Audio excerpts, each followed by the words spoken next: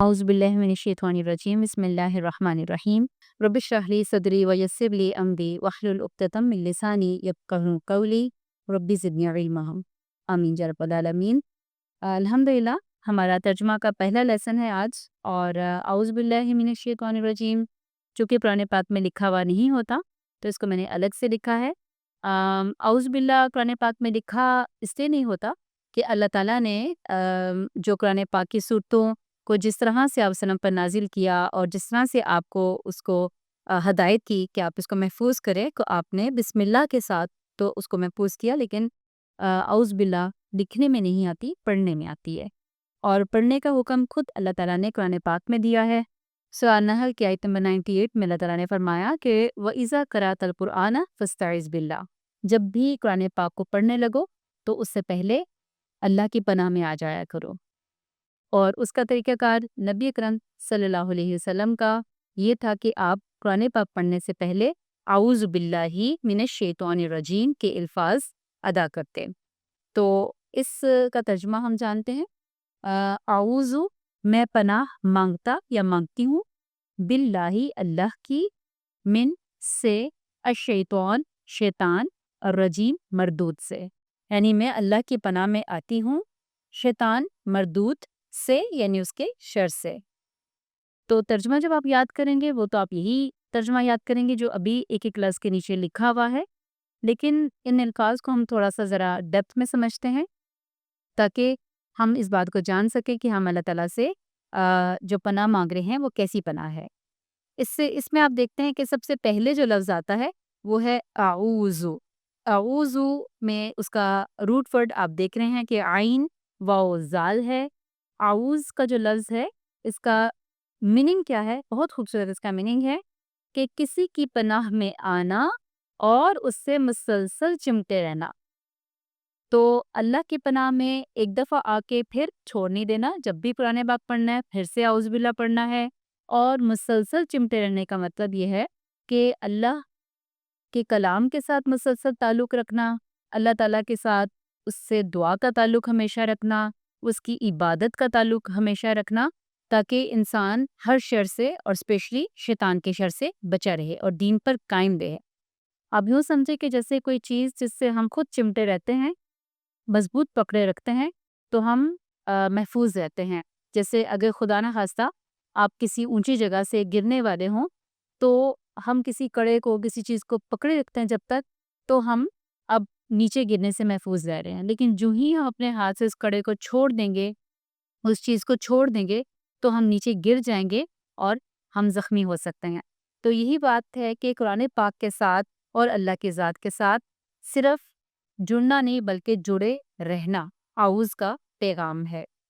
और आऊज़ का लफ्ज़ आसान इसलिए है क्योंकि हम कुरान पाक के साथ साथ उर्दू में भी इसको इस्तेमाल करते हैं। जैसे कि आप जानते हैं कि हम उर्दू में लफ्ज़ तावीज़ बहुत दफ़ा ये लफ्ज़ बोलते भी हैं, लिखा हुआ भी देखते हैं। तावीज़ का लफ्ज़ जो होता है, तावीज़ कहते हैं अल्लाह की पनाह में आने के लिए कोई सूरत पढ़ना, आयतुल कुर्सी पढ़ना, कुल पढ़ना, ऐसी दुआएं पढ़ना, या बाज़ औक़ात लोग लिखी हुई सूरत में भी उसको लिख भी लेते हैं, दम कर लेते हैं। तो ये सब तावीज़ का मतलब है। बा, बिल्लाह के साथ जो हर बा लगा हुआ है उसके काफ़ी मीनिंग होते हैं अपने कॉन्टेक्स्ट के हिसाब से। यहाँ पर हम देख रहे हैं कि इसके चंद अहम मीनिंग हमने लिखे हुए हैं।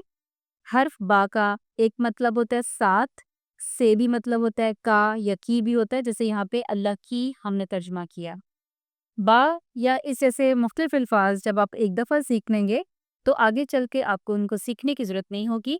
आपको ऑलरेडी जो जो लफ्ज़ आपके निगाह से गुजरता गया, आपको तर्जुमा याद होता गया, तो अब वो आपकी वोकेबलरी में ऐड होता गया। अब आपको उसका तर्जुमा दोबारा याद करने की ज़रूरत नहीं होगी। लफ्ज़ अल्लाह को देखिए, लफ्ज़ अल्लाह जो है ये बहुत ही खूबसूरत लफ्ज़ है। और इसको अगर आप देखेंगे तो यहाँ पर अ, इसके रूट लेटर्स की आप 3 मीनिंग देख रहे हैं। अल्लाह का लफ्ज़ बना कैसे है? आप देख रहे हैं कि अल और इलाह।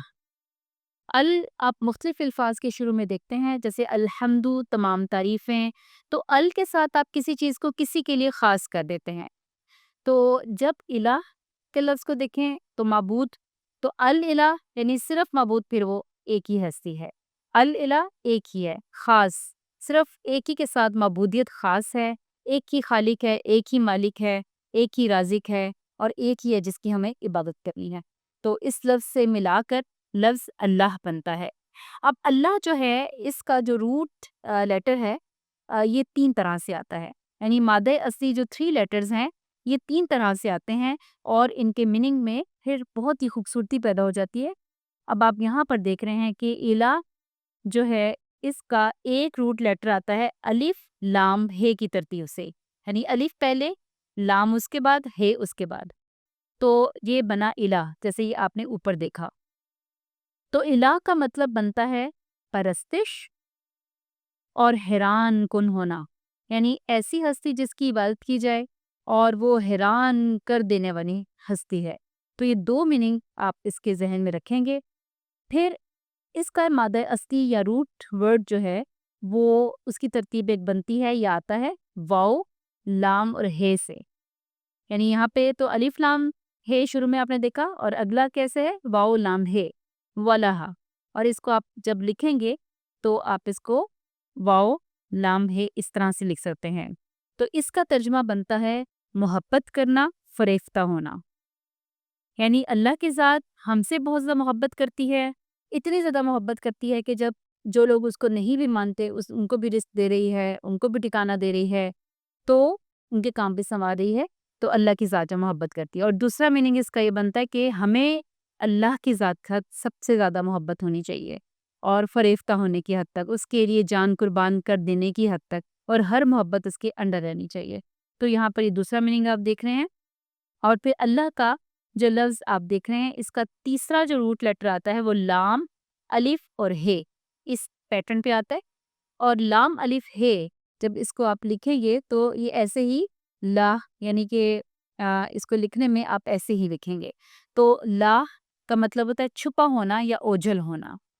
تو اس طرح سے اس کے جو 3 میننگ بنے وہ کیا ہے کہ اللہ کی ہستی کو آپ دیکھیں تو اللہ کا لفظ جب آپ کے ذہن میں آئے تو آپ کے ذہن میں پھر یہ 3 ترجمے آنے چاہیے۔ نمبر 1، وہ ہستی جس کی عبادت کی جائے اور جس کے کارنامے بہت حیران کن کر دینے والے ہوں، یعنی اس کے کارنامے جو ہیں، جو اللہ تعالیٰ خالق ہے، اس کی تخلیق کو دیکھیں، اس کی کاریگری کو دیکھیں، اس کی نشانیوں کو دیکھیں تو وہ انسان کو حیران کر دیتے ہیں کہ وہ کیسی ہستی ہے۔ نمبر 2 میننگ اللہ کے لفظ کا آنا چاہیے کہ وہ ہستی جو بہت محبت کرنے والی ہے اور جس سے محبت کی جانی چاہیے۔ اور تیسرا میننگ وہ ہستی جو اپنی ذات میں سب سے اوجل ہے اور چھپی ہوئی ہے مگر اپنی نشانیوں میں ظاہر ہے۔ تو یہ 3 ترجمہ میری خواہش ہے کہ آپ اگر باقی جو لفظی میننگ ہے روٹ لیٹرز کے وہ نہ بھی یاد کریں تو کم از کم اللہ کے لفظ کے یہ 3 مطلب آپ کو یاد ہونے چاہیے کہ یہ روٹ لیٹرز آپ یہ 3 طرح کے اور ان کے یہ 3 میننگ۔ تو انشاءاللہ آپ جب بھی اللہ کا نام لیں گے تو بڑے محبت اور خلوص سے اور شعور سے لیں گے، اور انشاءاللہ اللہ تعالیٰ کے ساتھ ایک بہترین تعلق ڈیولپ ہوگا۔ من حرف ہے، اکثر سات یا سے کے میننگ میں آتا ہے۔ شیطان، لفظ شیطان کے بھی 2 طرح کے مادے اصلی آتے ہیں۔ ایک آپ دیکھتے ہیں شیطان کا شین توئن نون شطنا، اور ایک شیطان کا روٹ لیٹر آتا ہے شین یا توئن شیط۔ اگر شطنا اس کا لفظ دیکھیں، یعنی دونوں ایٹ اے ٹائم ہی آپ اس میں رکھیں گے شیطان کے لفظ کے اندر، اور اس طرح آپ شیطان کے 2 میننگ سمجھیں گے۔ ایک شطنا سے جو روٹ لیٹر آتا ہے اس کا مطلب ہوتا ہے دور ہونا، اور یہاں مفہوم ہے اللہ کی رحمت سے دور ہونا۔ اور دوسرا میننگ شیط کو ذہن میں رکھیں گے تو اس کا مطلب ہوتا ہے غصہ میں آگ بگولا ہونا۔ تو شیطان کیسا ہے کہ ایک تو وہ اللہ کی رحمت سے دور ہے، اور دوسری بات کیا ہے کہ وہ غصے میں آگ بگولا ہے کہ اس کو اللہ تعالیٰ نے کیوں آدم علیہ السلام کو سجدہ کرنے کا کہا، یا اس کو وہ پوزیشن نہیں ملی، اس کی جگہ حضرت آدم علیہ السلام کو مل گئی اور وہ ہمارا دشمن بن گیا۔ تو بہرحال یہ 2 میننگ آپ اپنے ذہن میں رکھ سکتے ہیں۔ اور شیطان ذہن میں رکھیے کہ جو لفظ ہے جس سے ہم پناہ مانگ رہے ہیں، یہ شیطان کون ہے؟ اصل میں یہ جن عزازیل تھا، اس کا اصلی نام عزازیل ہے۔ عزازیل کو کیسے لکھتے ہیں؟ عین زے الف عزا زیل، زے یہ لام۔ عزازیل اس کا اصل نام ہے، اور اس کو سمجھ لیجئے کہ لقب اللہ کی طرف سے شیطان ملا، کیونکہ یہ اللہ کی رحمت سے دور ہے اور اللہ کے غصے کا بھی شکار ہوا، تو لہٰذا اس کو شیطان کہا جاتا ہے۔ اب یہ آگے چل کے انشاءاللہ کبھی ہم دیکھیں گے کہ کیا معاملہ ہوا تھا اور کیسے وہ ہمارا دشمن بنا۔ یہ چیز ابھی یہاں پر ضرورت نہیں ہے کہ ہم بہت تفصیل میں جائیں۔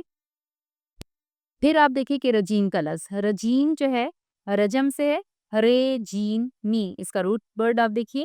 رجم پتھر کو کہتے ہیں، رجام بھی پتھر کو کہتے ہیں، اور اسی سے لفظ رجیم جو ہے وہ کیا ہے؟ جس کو پتھر مار کر بھگایا گیا ہو، پتھر مار کر بھگانا یا دھتکارنا، یعنی لٹرلی جس کو پتھر مار کے فزیکلی کسی چیز کو بھگائیں تو اس کے لیے بھی رجیم کا لفظ استعمال کر سکتے ہیں، اور سمبولیکلی بھی آپ یوز کر سکتے ہیں کہ کسی کو دھتکارنا اور اس کو ذلیل سمجھنا یا کرنا، تو یہ اس کے لیے لفظ آتا ہے۔ تو یہاں پر یہ رجیم کا لفظ شیطان کے لیے آیا ہے۔ تو مجھے امید ہے کہ آپ کو اعوذ باللہ من الشیطان الرجیم میں ہر لفظ کا مطلب بہترین طریقے سے سمجھ آ گیا ہوگا، اور وہ آپ کو ترجمہ و یاد کرنے میں انشاءاللہ ہیلپ کرے گا۔ سبحانک اللہم و بحمدک، نشہد ان لا الہ الا انت، نستغفرک و نتوب الیک۔ السلام علیکم و رحمۃ اللہ وبرکاتہ۔